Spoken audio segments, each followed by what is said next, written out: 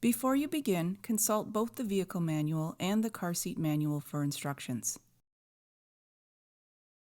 In this video, you will learn general steps to install a rear-facing only car seat without a base using a lap shoulder seatbelt.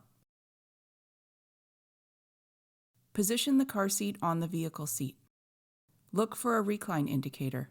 The indicator for a baseless installation might be different from the one used with a base.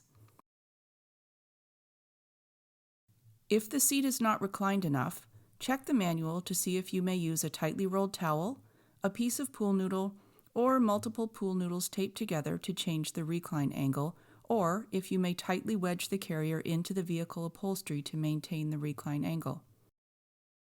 Route the seatbelt through the belt path and buckle it.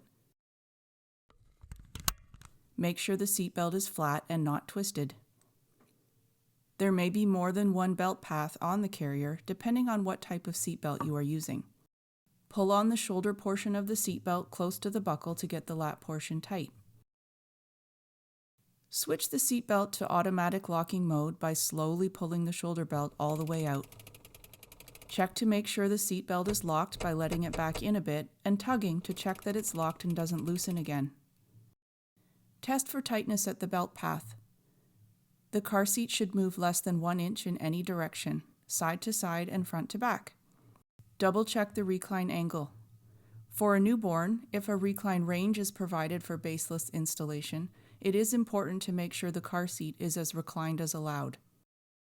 If the recline angle is not correct, uninstall the car seat and make adjustments. Check the manual to know how much of the car seat must be on the vehicle seat. Not all car seats allow overhang.